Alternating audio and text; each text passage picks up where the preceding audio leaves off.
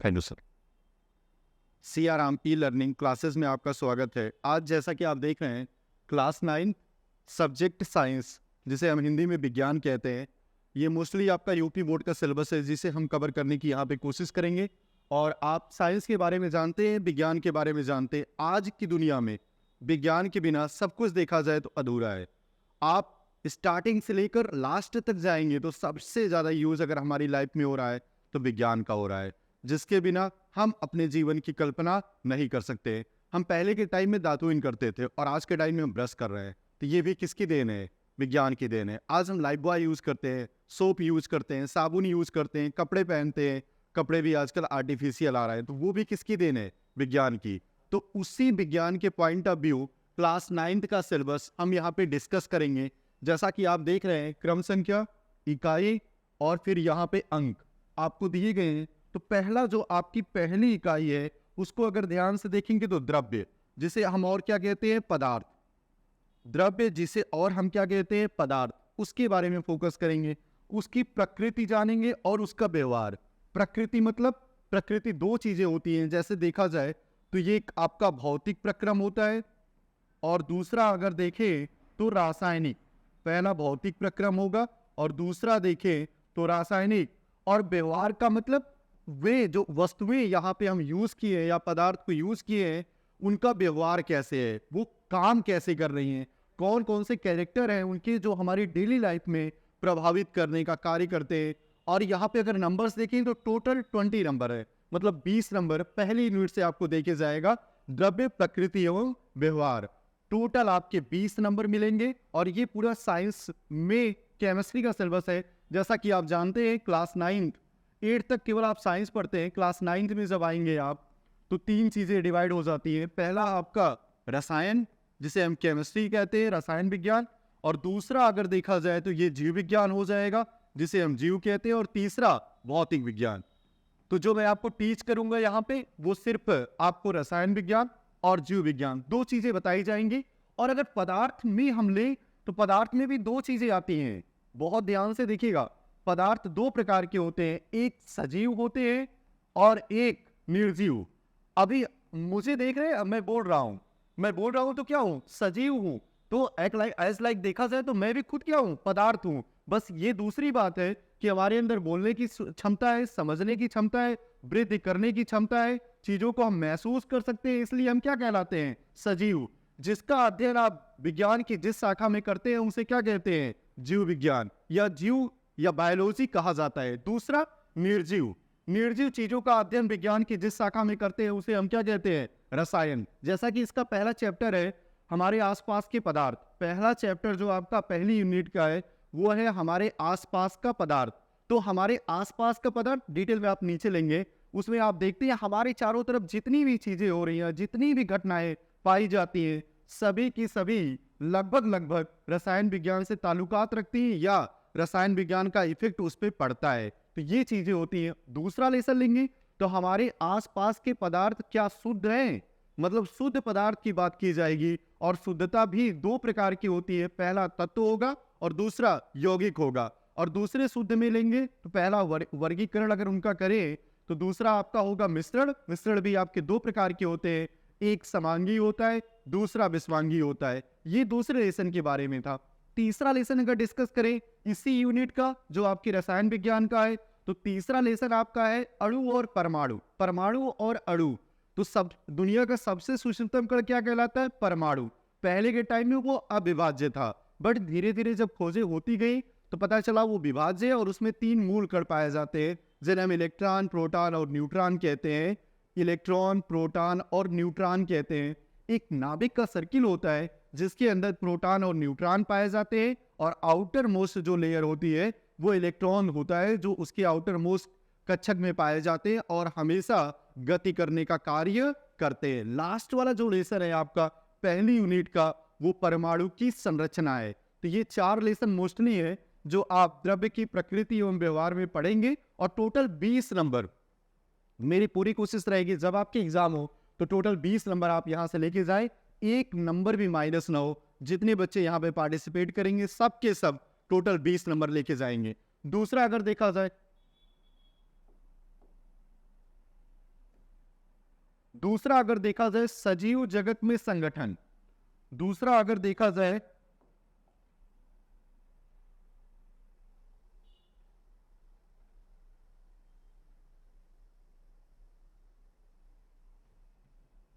दूसरा लेसन अगर डिस्कस किया जाए या देखा जाए तो क्या लिखा हुआ है, सजीव जगत में संगठन।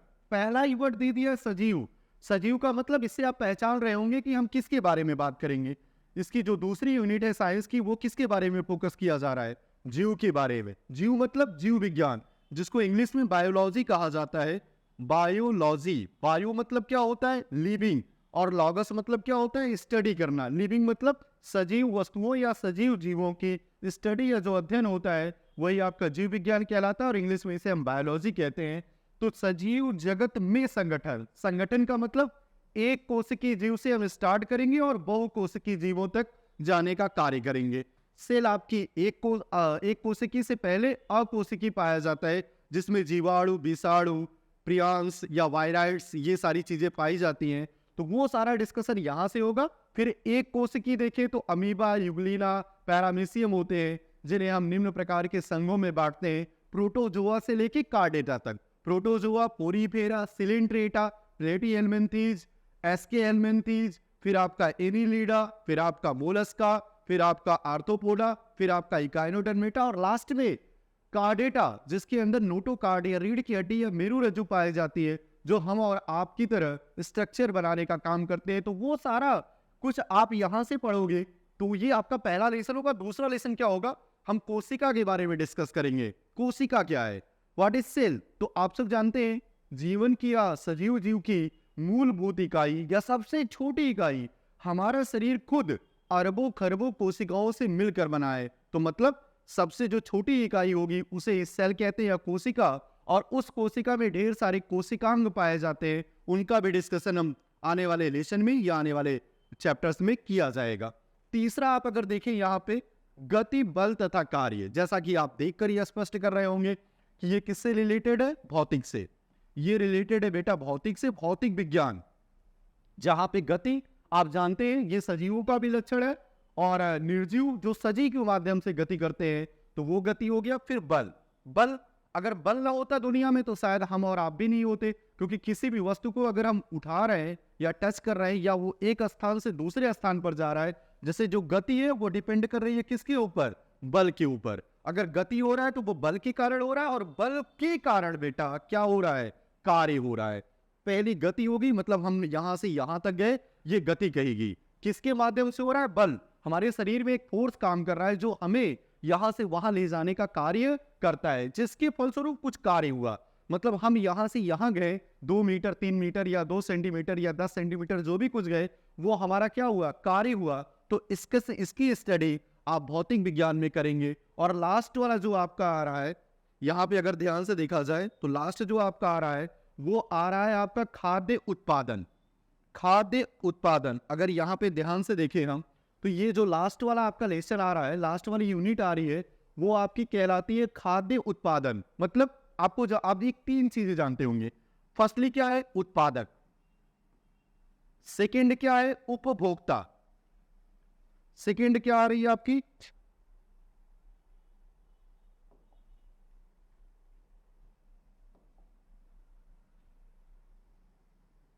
फर्स्ट क्या है आपका, उत्पादक।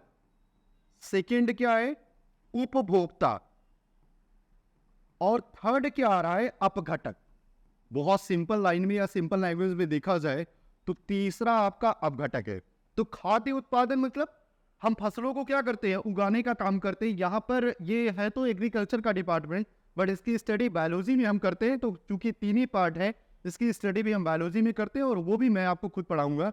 तो इसलिए यहाँ खाद्य उत्पादन में देखें तो सबसे महत्वपूर्ण क्या है, उत्पादक, जिसके अंतर्गत कौन आएगा, हरे पौधे। जिसके अंतर्गत हरे पौधे आते हैं, जो क्लोरोफिल की सहायता से प्रकाश संश्लेषण की क्रिया द्वारा अपना भोजन स्वयं बनाते हैं। और इन हरे पौधों पे जो डिपेंड होता है उसे कंज्यूमर या उपभोक्ता कहते हैं। और उपभोक्ता भी आपके 3 टाइप्स के होते हैं बेटा। पहला प्राथमिक प्रथम श्रेणी का, जिसे हम क्या कहते हैं, शाकाहारी। दूसरा क्या होगा, द्वितीय श्रेणी का, जिसे हम मांसाहारी कहते हैं। और तीसरा आपका है जो तृतीय श्रेणी का होगा जिसे हम क्या कहते हैं, सर्वाहारी। तो मोस्टली आपके तीन आते हैं। फर्स्ट आप देखा जाए शाकाहारी, शाक मतलब सब्जियां होती है, तो सब्जियां मतलब जो शुद्ध रूप में हरे पौधे खाते हैं। जैसे हमारे यहाँ पालतू जंतु हैं, गाय भैंस आपने पाल लिया या बकरी वगैरह पाल लिया, तो जो क्या करते हैं, सिर्फ और सिर्फ साग सब्जियां खाते हैं, तो उन्हें अब शुद्ध रूप में क्या कहते हैं, शाकाहारी। मांसाहारी ये जीव जो होते हैं ये थोड़े से खतरनाक होते हैं और ये जंगलों में पाए जाते हैं, जो शाकाहारी जंतुओं का सेवन करने का कार्य करते हैं। इस पॉइंट ऑफ व्यू में इन्हें मांसाहारी कहते हैं। और थर्ड क्या आ रहा है, सर्वाहारी, जो इन दोनों को खाएगा, मतलब वो साग सब्जी खाने वाले साग सब्जी का भी सेवन करेगा और मांस का भी सेवन करने का काम करेगा।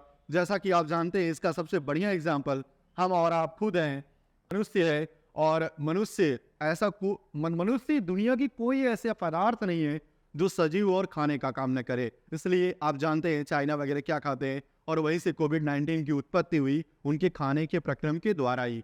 तो ये चीजें हो गई शाकाहारी, मांसाहारी और सर्वाहारी, तो ये मनुष्य हुआ। और थर्ड पोजीशन पे क्या आते हैं, अपघटक। अपघटक जिसके अंतर्गत बेटा कवक और जीवाणु, कवक और जीवाणु दो चीजें पाई जाती हैं। अब कंडीशन क्या है, जैसे सपोज करते हैं कोई जीव मर जाता है, अब मरने के बाद आप जानते हैं कि उसमें से दुर्गंध आती है। दुर्गंध क्यों आती है, क्योंकि उसका मांस सड़ता है। सड़ किसके कारण हो रहा है, सड़ किसके कारण रहा है, इसी अपघटक के कारण। जिसमें कवक या जीवाणु आते हैं, तो मोस्टली जीवाणु यहाँ पे काम करता है, जो उस मांस को सड़ाने का कार्य करता है, जिसके कारण हमें बदबू महसूस होती है और हम पता कर लेते हैं कि हमारे आसपास कोई जीव मरा हुआ है और हम उसको वहां से तुरंत हटा देते हैं ताकि हमारी जो प्रकृति हो वो गंदी होने से बच जाए। अब सोचिए अगर हमारे नेचर में, हमारी प्रकृति में अपघटक नहीं होते तो क्या होता, फिर जो जहां मरता वहीं पे पड़ा रहता, कोई भी बदबू उससे नहीं आती और न डेड बॉडी का हमें पता चल पाता। तो इस तरह से देखा जाए तो जितनी जंतु मरते, मनुष्य मरता है तो हम उसको उठाते हैं, इधर उधर करते हैं, उसमें सारे सेवा सत्कार किए जाते हैं। बट अगर कोई जंतु मर जा रहा है और वहां से बदबू नहीं हो रही है, तो एक तो हमें पता नहीं चलेगा, और दूसरा अगर बदबू नहीं हो रही तो उसकी तरफ हम ध्यान भी नहीं देंगे, क्योंकि आपको पता है हम बहुत ज्यादा आलसी होते हैं, और जब ध्यान नहीं देंगे तो वो चीजें वैसे ही पड़ी रहेंगी। तो और हम आसपास नजर उठा के देखेंगे तो एलाट आप मरे हुए हमें या डेड बॉडीज एनिमल्स की दिखाई देगी। तो उसमें सबसे महत्वपूर्ण अपघटक होता है। इसलिए बेटा अपघटक को हम क्या कहते हैं, प्रकृति का सफाई कर्मी। आप सबने सुना होगा, हम गांव से बिलोंग करते हैं या शहर से बिलोंग करते हैं, आप जानते हैं हमारे यहाँ सफाई कर्मी पाए जाते हैं, जो मॉर्निंग में आके हमारे घरों के अगल बगल साफ करते हैं। लेकिन ये प्रकृति के सफाई कर्मी हैं। एक मिनट के लिए सोचा जाए तो वो पीछे हट सकते हैं अपने काम से, लेकिन जैसे ही कोई डेड बॉडी हो जाती है या कोई डेड कर जाता है, ये तुरंत एक्टिव मोड में चले जाते हैं और तुरंत उनके मांस को सड़ाने का कार्य करते हैं। क्यों, क्योंकि वही इनका क्या है, भोजन है। सबसे बड़ी बात, वही इनका भोजन है, नहीं तो ये भी उसके पास जाने का कार्य नहीं करते। तो इस तरह से अपघटक आपके प्रकृति के सफाई कर्मी कहलाते हैं, जिसके कारण वो सड़े गले मांस को या फिर ऐसे मांसों को सड़ाते हैं और फिर हम वहां केयर करके उनको क्या करते हैं, वहां से हटा देते हैं। नहीं हटाते तो फिर भी वो इस तरह से सड़ा देते हैं कि लास्ट में कोई भी बदबू वगैरह नहीं रह जाती। तो ये सारी चीजें, उत्पादक मतलब ढेर सारी फसलों के बारे में, फिर उनके बारे बीमारियों के बारे में, वो सारी स्टडीज हम यहाँ पे करेंगे। जो हमारी यूनिट है, लास्ट वाली यूनिट, जो चौथी यूनिट है, जिसे हम कहते हैं खाद्य उत्पादन।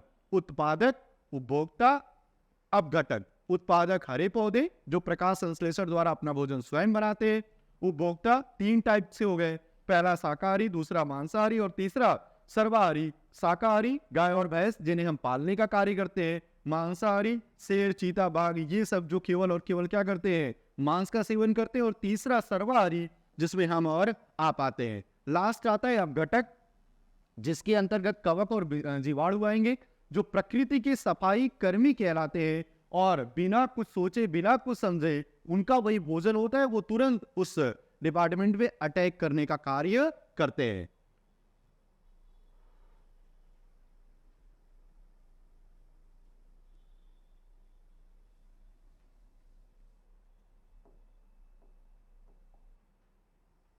लास्ट अगर देखें,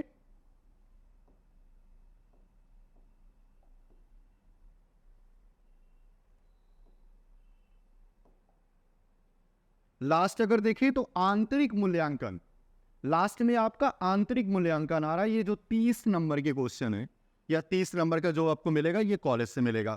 तो टोटल यहाँ पे जो आपको टीच किया जाएगा वो 70 नंबर का किया जाएगा, जिसमें आपके 20 नंबर रसायन विज्ञान से आएंगे, और ये 5 हम जोड़ लेते हैं जीव विज्ञान में, क्योंकि खाद्य उत्पादन जो आपका आ रहा है वो भी सजीव जगत संगठन या बायोलॉजी के अंतर्गत ही रखेंगे। तो आपका 25 नंबर आ गया किससे? जीव विज्ञान से, और टोटल 25 नंबर आपको मिलेंगे भौतिक से। तो टोटल अगर किया जाए तीनों का तो आप देख रहे हैं यहाँ पे 25 25 50 20 70 70 नंबर आपको पढ़ना है जो आपको यहाँ पढ़ाया जाएगा, और 30 नंबर आपको कॉलेज से मिलेगा। हालांकि जो 30 नंबर आपको कॉलेज से मिलेगा उसमें आपको करना क्या है, कैसे करना है, फाइल वगैरह कैसे तैयार करनी है, उसकी भी नॉलेज आपको यहाँ से दी जाएगी। इस 30 नंबर में 10-10 नंबर डिवाइडेड हैं। 10 नंबर रसायन विज्ञान के प्रोजेक्ट होंगे, 10 नंबर आपके जीव विज्ञान के प्रोजेक्ट होंगे, और 10 नंबर भौतिक विज्ञान के। तो उसके बारे में भी नहीं सोचना है कि आपको कौन सा प्रोजेक्ट तैयार करना है कब, वो सारी नॉलेज आपको यहाँ पे सीआरएम ई लर्निंग में दी जाएगी कि ये 30 नंबर आप बहुत बेटर प्रोजेक्ट बना के अपने कॉलेज से कैसे प्राप्त कर सकते हैं। वो 10-10 नंबर जो डिवाइड किया गया तीनों में, उसकी भी नॉलेज आपको यहाँ पे दी जा रही है या दी जाएगी। उसके लिए भी आपको कुछ सोचने की आवश्यकता नहीं है। बस इसी के साथ हम आगे बढ़ते हैं।